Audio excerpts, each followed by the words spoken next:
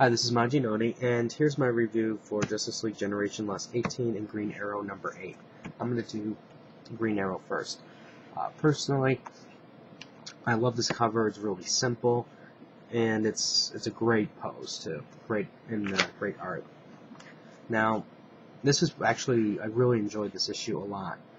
If you remember from the last issue, we're finally going on to a new story because you have the force starting to creep bigger and bigger each time. So now we have superheroes coming in, LexCorp, the Royal Guard from Queen Industries, and Poison Ivy's there. And what really caught me by surprise was Jason Blood showing up. Now, I wasn't reading previews to see what's going on in Green Arrow, so every month it's a surprise for me.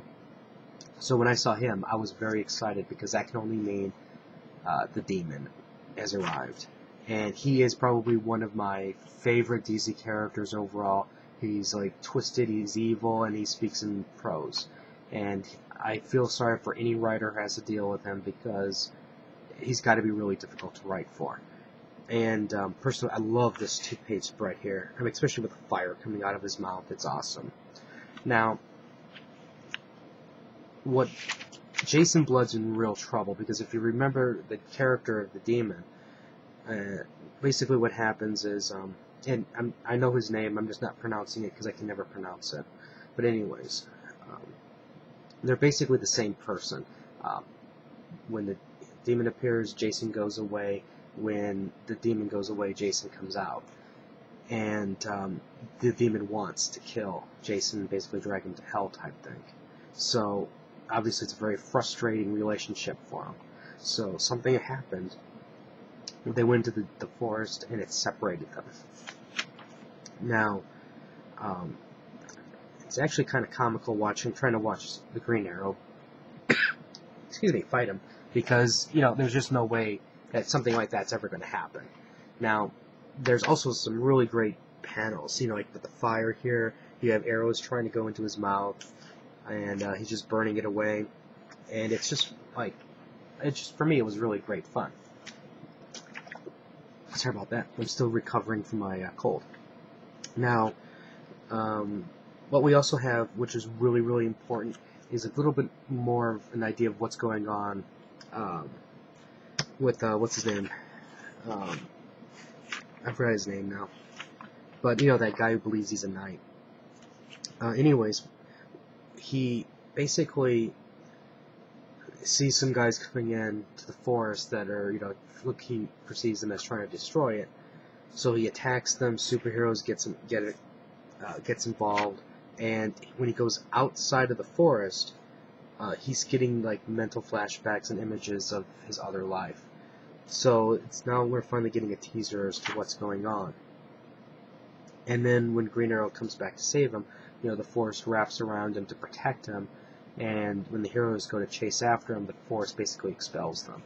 So it's really it's a really an interesting dynamic between the forest and the heroes and what it's trying to do, and then also we get insight as to the mysterious character. Overall, I really loved it. In the end, even though it's a little bit of a spoiler, we get the Phantom Stranger. So it's this I really, really enjoyed it.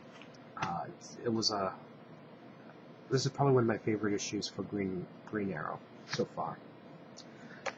On to Generation Lost. This was also a fantastic episode. What we have is Power Girl. If you remember, Power Girl attacked Captain Atom, and Captain Atom is basically, he's trying to hold back because he can really cause damage if he tries to protect himself fully. And you can see that she's basically mind controlled by Max into thinking that he's Superman and he's killed Magog and gone evil. And so eventually, Captain Atom calls in the cavalry, and she now believes that they're all heroes.